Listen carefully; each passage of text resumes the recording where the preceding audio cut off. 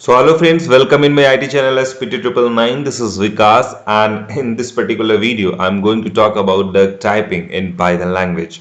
So duck typing basically it's a concept of dynamic typing. एक type system है जहाँ पे आप ये कई सारी प्रोग्रामिंग लैंग्वेजेस में यूज होता है। जितनी भी लैंग्वेजेस डायनामिक टाइपिंग को सपोर्ट करती हैं, डायनामिकली टाइप को सपोर्ट करती हैं, उन सब को हम डक टाइप लैंग्वेजेस बोल सकते हैं।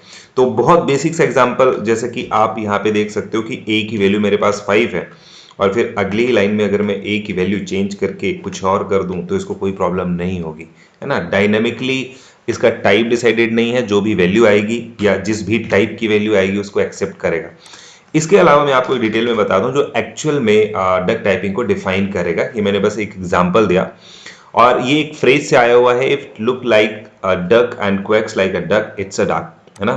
इसको समझते हैं जरा। मैं इसके लिए इस बात को समझाने के लिए आपको कुछ क्लासेस बनाकर दिखाता हूं। जैसे हमारे पास यहाँ पे 3 अलग अलग क्लासेस हैं और इन क्लासेस में सेम फंक्शन है, ड्रॉ, ड्रॉ एंड ड्रॉ। 3 अलग अलग क्लासेस हैं और तीनों में सेम फंक्शन है, डेफिनेशन अलग अलग है। तो डक टाइपिंग का कॉन्सेप्ट ये कहता है कि इट डजेंट मैटर आपका फंक्शन का टाइप क्या है, किस क्लास के अंदर है। अगर फंक्शन का नाम या एट्रीब्यूट सेम है, मतलब जो आपने कॉल किया है वो एग्जिस्ट करता है, तो वो उसे कॉल कर देगा। इट डजेंट मैटर कि उसकी डेफिनेशन क्या है। तो मैटर क्या करता है कि उसका जो नाम है वो एग्जिस्ट करता है कि नहीं, बस इतना मैटर करता है। बाकी चीजें मैटर नहीं करती और यही डायनामिक टाइपिंग का कॉन्सेप्ट है। तो देखिए यहाँ पे अगर मैं एक लूप के थ्रू ये सारी चीजें कॉल करूं, मैं यहाँ पे फॉर ओबीजे करके एक फंक्शन बनाता हूं और यहाँ पे लिख देता हूं इन और सारे क्लासेस को कॉल कर देता हूं वन बाय वन। सर्किल ये भी एक तरीका हो सकता है ना।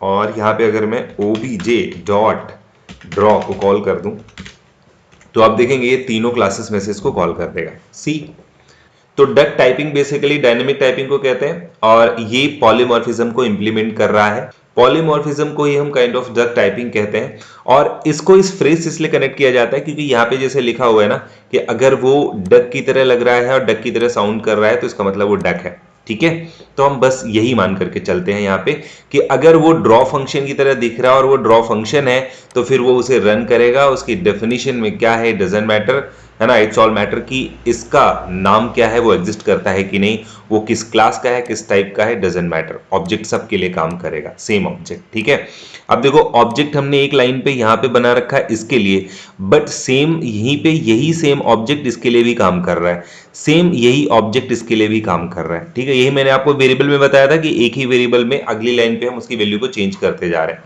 तो ये बेसिकली डक टाइपिंग कहलाता है। So I hope you are getting the point, and that was all about this video. Thanks for watching.